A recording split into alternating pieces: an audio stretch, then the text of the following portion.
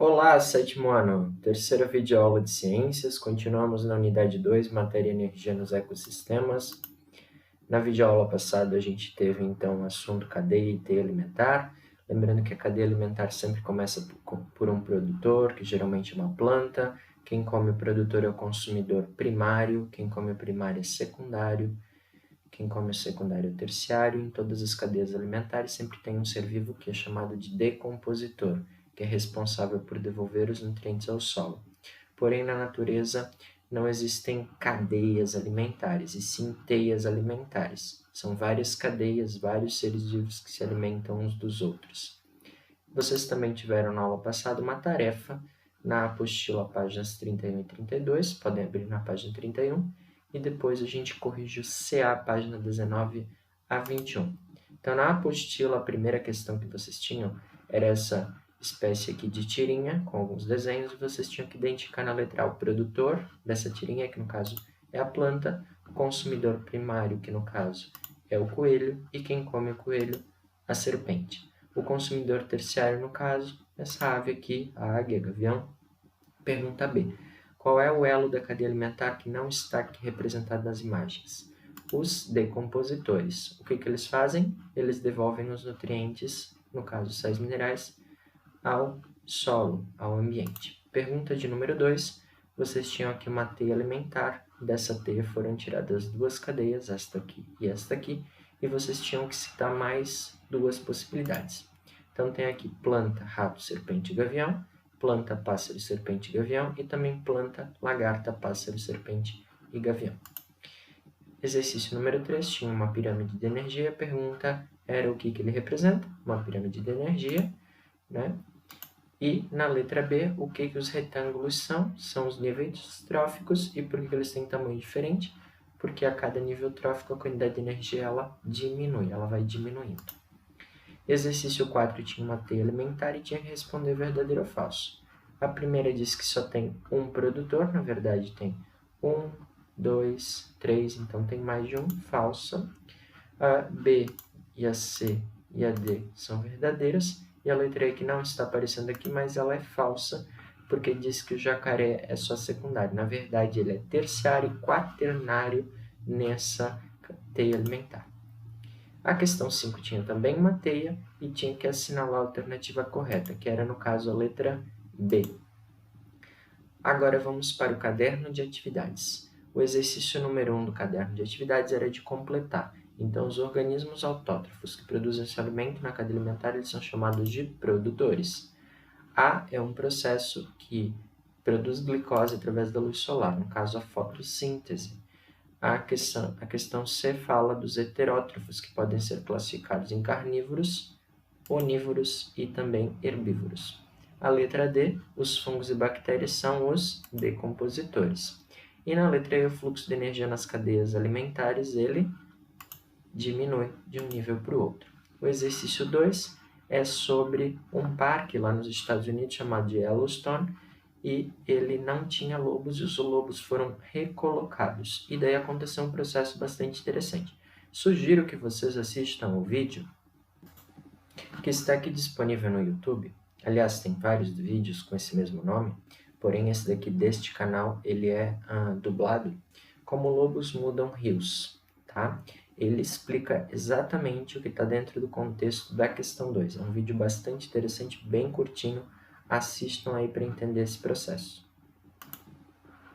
Então, dentro da questão, tinha que identificar quem eram os produtores e os consumidores primários e secundários dentro das cadeias citadas pelo texto, nesse texto aqui. Os produtores, de acordo com o texto, eram as pastagens, arbustos e plantas. Já os consumidores primários, alces, veados, pássaros e castores. E os secundários eram os lobos. Tá aqui a resposta.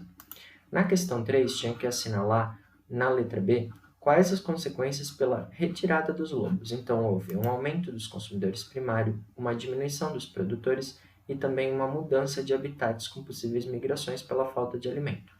Já na letra C, depois que eles foram recolocados, foram acontecendo os processos. Então, o primeiro processo é que houve uma diminuição de consumidores primários, porque os lobos comiam. Segundo, aumentou os produtores, porque com menos consumidores primários, mais as plantas puderam crescer. E E o terceiro processo, então, foi uma mudança de habitats, em que houve mais abrigo para pássaros e também restabelecimento das colônias de castores. No exercício 3, essa teia alimentar, vocês tinham que assinalar a alternativa correta, aqui letra E. Na questão 4, também de assinalar a alternativa correta, letra D. E na questão 5, tinha um breve texto aqui que falava sobre a eliminação de processos. Na letra A, pede para dizer o que são esses processos. Então, dentro de uma cadeia alimentar, seres que comem plantas, eles fazem, no mínimo, o processo de herbivoria, que é comer a planta, mas, geralmente, eles também, ao comerem sementes, eles realizam a dispersão de sementes, que é o quê? Carregar a semente para um outro lugar. E lá eles vão defecar nesse novo lugar e a planta nascerá lá. Então, esse processo também é muito importante, o processo de dispersão, de carregamento das sementes, que pode ser comendo ela e defecando em algum lugar, ou também prendendo nos pelos e levando para algum lugar. Na letra B, pede qual era o nível trófico das antas e queixadas. Como elas comem plantas, elas são consumidores primários, certo? Na letra C, pede o que a ausência de antas e queixadas pode causar a quem come elas. Então, sem elas, que são consumidores primários, vai afetar quem? Os consumidores secundários, no caso, os predadores dela. Eles poderão ter uma diminuição das suas populações. Então, concluímos aqui a correção, agora a gente vai trabalhar a apostila da página 33 a 40. Abram a apostila de vocês lá na página 33. Começamos então aqui na página 33 a composição do ar e os ciclos naturais. Então, vamos interpretar esse gráfico primeiramente. O ar, esse que está à nossa volta, ele é composto 78% do gás nitrogênio, 21% é oxigênio e 1% são outros gases, dentre eles o gás carbônico, mas também a umidade, por exemplo, que é o vapor de água. Tá? Então, só para dar uma observada aqui.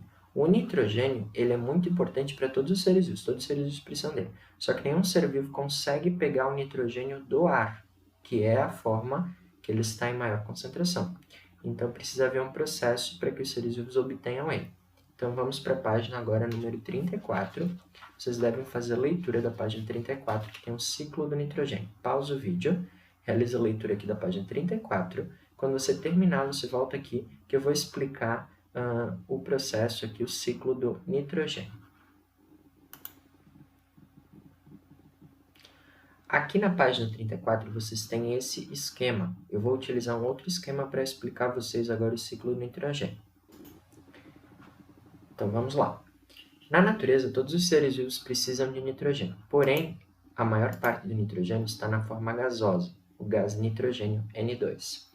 E esse gás nitrogênio N2, para ele entrar dentro dos seres vivos, ele precisa passar por algumas etapas. Então, a primeira etapa, esse gás nitrogênio, através principalmente das chuvas, ele vai ser carregado para os solos, onde existem bactérias chamadas bactérias nitrificantes. Essas bactérias, elas vão pegar esse nitrogênio que chegou ao solo e elas vão transformar ele em sais minerais, tá? Então, essas bactérias são muito importantes porque são os únicos seres vivos capazes de pegar o nitrogênio do ar e transformar em sais minerais. A partir do momento que o nitrogênio virou um sal mineral, ele pode ser absorvido pelas raízes das plantas e a partir do momento que ele está nas plantas, ele pode ser comido. Os consumidores primários, quando forem consumidos pelos secundários, o nitrogênio continuará dentro das cadeias alimentares. Então, essas bactérias são muito importantes, já que são elas as responsáveis por colocar o nitrogênio dessa forma. Porém, depois que esses seres vivos morrem ou mesmo defecam, urinam, esse nitrogênio, ele pode, através de outras bactérias, ele pode voltar para o estado gasoso. Por isso é um ciclo. O nitrogênio está no estado gasoso, por ação de bactérias ele vira um sal mineral, entra nas cadeias alimentares através das plantas que absorvem ele, dos animais que vão comendo as plantas e comendo outros animais, porém ele pode voltar à forma gasosa, certo? Agora a gente volta lá para a página 35 da apostila. Aqui então a gente tem o ciclo do oxigênio. Vocês devem então fazer a leitura da página 35 e 36. Assim que vocês acabarem a leitura da página 35 e 36, vocês voltem aqui para o vídeo, que eu vou explicar com outro esquema também o ciclo do oxigênio e do carbono, porque o ciclo dos dois ele é a mesma coisa. O ciclo do oxigênio e do carbono dependem um do outro. Então, façam a leitura dessas 2 páginas, depois volta aqui para o vídeo. O ciclo do carbono e do oxigênio, então, ele é o mesmo ciclo. Os processos de respiração,